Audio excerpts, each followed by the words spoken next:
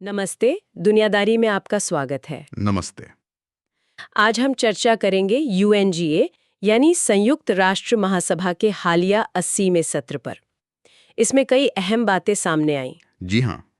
खास तौर पर हम ध्यान देंगे रूस के विदेश मंत्री लावरोव द्वारा संयुक्त राष्ट्र सुरक्षा परिषद मतलब यूएनएससी में भारत की स्थायी सीट की वकालत पर। बिल्कुल।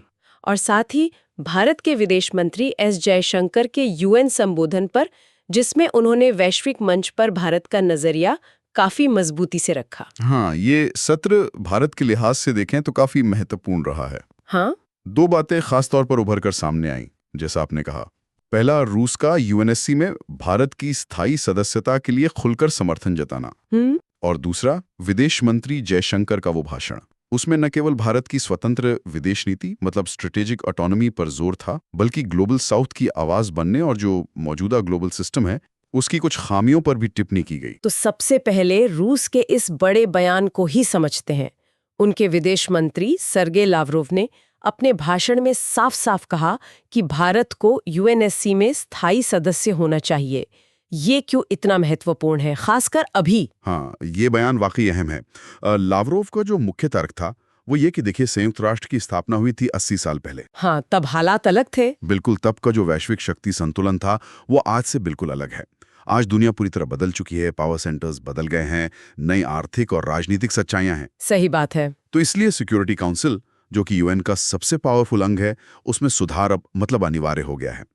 ये बात तो खैर कई देश सालों से कह रहे हैं। हाँ, ये मांग तो पुरानी है। लेकिन रूस जैसी बड़ी शक्ति का इस मंच से और इतने स्पष्ट शब्दों में भारत का नाम लेकर समर्थन करना, ये निश्चित रूप से वजन रखता है। और उन्होंने सिर्फ समस्या बताकर बात खत्म नहीं की, उन्होंने सुधार का एक रास्ता भी सुझाया है ना। हाँ। कुछ लोकतंत्रीकरण की बात की। हाँ, सही कहा। उन्होंने कहा कि परिषद का लोकतंत्रीकरण जरूरी है और ये तभी संभव है जब एशिया, अफ्रीका और लैटिन अमेरिका के देशों का प्रतिनिधित्व बढ़ाया जाए। अच्छा। उनका कहना था कि ये क्षेत्र आज ग्लोबल पॉलिटिक्स और इकोनॉमी में इतनी महत्वपूर्ण भूमिका निभा रहे हैं, लेकिन सिक्योरिटी काउंसिल के स्ट्रक्चर में ये कहीं ना कहीं नजरअंदाज होते हैं। और इसी संदर्भ में, इसी कड़ी में उन्होंने सीधे तौर पर भारत और ब्राजील को स्थायी सदस्यता का प्रबल दावेदार बताया और उनका समर्थन किया। ये दिलचस्प है कि उन्होंने भारत और ब्राजील का ही नाम लिया।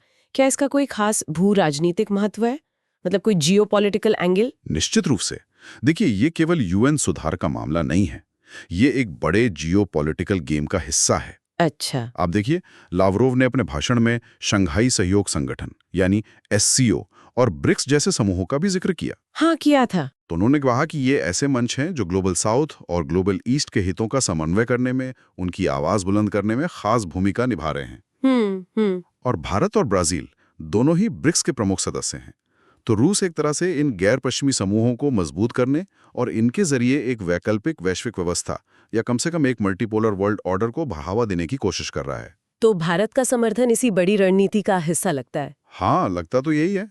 लावरोव के भाषण में और भी कई बातें थीं जो पश्चिम को सीधे चुनौती लेती नजर आईं। हाँ, उन्होंने पश्चिम पर कई आरोप लगाए। एक तो ये कि पश्चिम अफवाह फैला रहा है कि रूस नेटो पर हमला करने की योजना बना रहा है। अच्छा, इसका उन्होंने खंडन किया। हाँ, जोरदार खंडन किया और कहा कि रूस की ऐसी कोई मंशा नहीं है। लेकिन साथ ही ये चेतावनी भी दी कि रूस के खिलाफ किसी भी आक्रामकता का निर्णायक जवाब दिया जाएगा। उन्होंने यूक्रेन युद्ध की जड़ों पर भी बात करने की तत्परता दिखाई, लेकिन शर्त रखी कि रूस के सुरक्षा हितों और रूसी भाषी लोगों के अधिकारों का सम्मान होना चाहिए। और मध्य पूर्व मतलब मिडिल ईस्ट के मुद्दे पर भी उन्होंने अपनी राय रखी। बिल्कुल। उन्होंने 7 अक्टूबर 2023 के हमास हमले की निंदा की, लेकिन साथ ही ये भी कहा कि इसके जवाब में गाजा में फिलिस्तीनी नागरिकों को कलेक्टिव पनिशमेंट देना, सामूहिक सजा देना, ये किसी भी तरह से उचित नहीं है। हाँ, उन्होंने वहाँ की मानवीय स्थिति का भी जिक्र किया था। जी हाँ, बच्चों की मौत, भुखमरी, अस्पतालों और स्कूलों की तबाही का जिक्र किया और वेस्ट बैंक पर कब्जे की योजनाओं को भी अस्वीकार्य बताया। ईरान के परमाणु कार्यक्रम पर भी उन्होंने पश्चिम, खासकर अमेरिका पर आरोप लगाया कि वो यूएन सिक्योरिटी काउंसिल में कंस्ट्रक्टिव सॉल्यूशंस को बाधित कर रहे हैं और ईरान पर दबाव डालकर एक तरफा रियायतें हासिल करना चाहते हैं। कुल मिलाकर उनका भाषण पश्चिम के प्रति काफी आलोचनात्मक था। तो रूस का रुख तो साफ है, वो मौजूदा वैश्विक व्यवस्था, खासकर पश्चिमी प्रभुत्व को चुनौती दे रहा है और भारत जैसे देशों को वैश्विक मंच पर ज्यादा बड़ी और स्वतंत्र भूमिका में देखना चाहता है। बिल्कुल। इसी पृष्ठभूमि में भारत के अपने विदेश मंत्री एस जयशंकर ने संयुक्त राष्ट्र में क्या कहा, ये देखना भी महत्वपूर्ण हो जाता है। उनका मुख्य संदेश क्या था? जयशंकर का जो सेंट्रल मैसेज था वो था भारत की स्ट्रैटेजिक ऑटोनॉमी और freedom of choice. Freedom of choice. उन्होंने भारत शब्द का प्रयोग करते हुए कहा कि भारत हमेशा अपनी पसंद की स्वतंत्रता बनाए रखेगा और किसी एक खेमे में बंधकर नहीं रहेगा। साथ ही उन्होंने भारत को ग्लोबल साउथ की एक प्रमुख आवाज के रूप में पेश किया, जो विकासशील देशों के हितों और चिंताओं को उठाएगा। ये भारत की विदेश नीति में बढ़ती मुखरता का संकेत है। और उन्होंने अपने भाषण में कुछ देशों पर शायद बिना नाम लिए निशाना भी साधा, खासकर व्यापार और संकटों पर प्रतिक्रिया को लेकर। हाँ, ऐसा लगा उन्होंने वैश्विक व्यापार में कुछ अमीर देशों के पाखंड, मतलब हिपोक्रेसी, और संकटों के प्रति उनकी सिलेक्टिव रिस्पॉन्सेस की आलोचना की। अच्छा। व्यापार के मुद्दे पर तो उन्होंने कई गंभीर चिंताएं जाहिर की। उन्होंने कहा कि भारत जैसे विकासशील देशों को अनफेयर ट्रेड प्रेशर्स का सामना करना पड़ रहा है। किस तरह के दबाव? क्योंकि कुछ विकसित अर्थव्यवस्थाएं मनमाने ढंग से टैरिफ बदल देती हैं या व्यापार में बाधाएं खड़ी करती हैं। उन्होंने खास तौर पर टैरिफ वॉलेटिलिटी और अनसर्टन मार्केट एक्सेस का जिक्र किया। मतलब?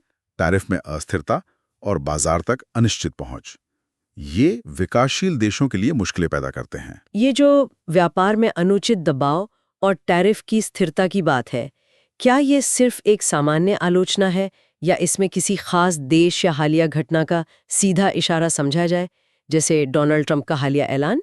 ये संभव है, बिल्कुल संभव है कि इसमें हालिया घटनाओं का भी संदर्भ हो।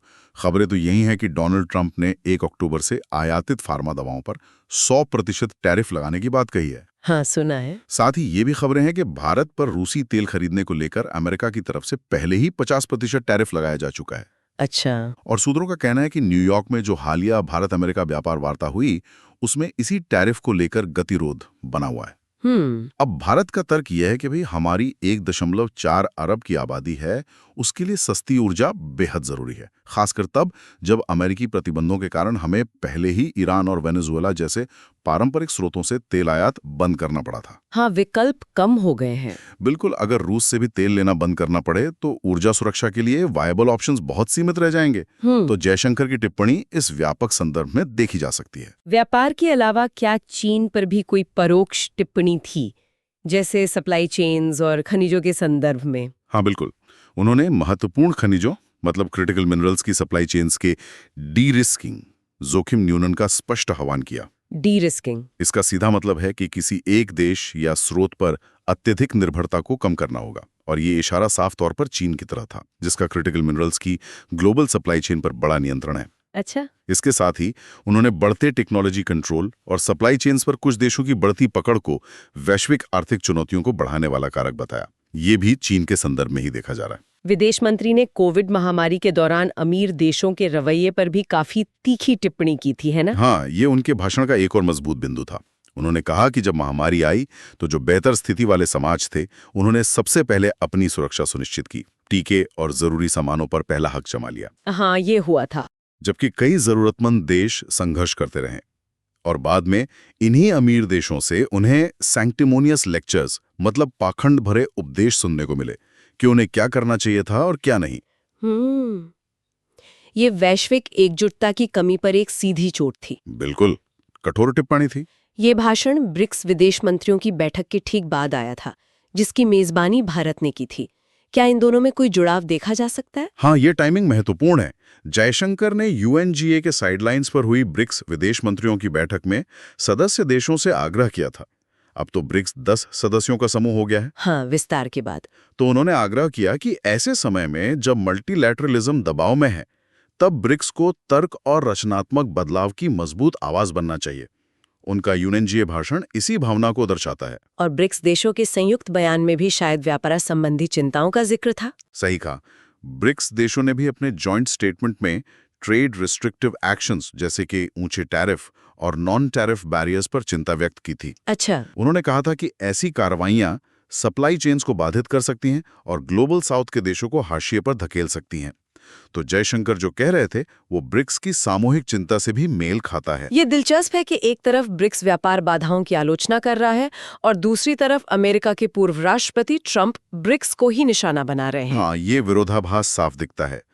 ट्रंप ब्रिक्स पर अमेरिका विरोधी नीतियां अपनाने का आरोप लगाते रहे, जैसे कि लोकल करेंसीज में व्यापार को बढ़ावा देना। और उन्होंने चीन, ब्राजील, दक्षिण अफ्रीका जैसे ब्रिक्स सदस्य देशों पर 100% तक के प्यूनिटिव टैरिफ्स लगाने की धमकी भी दी है।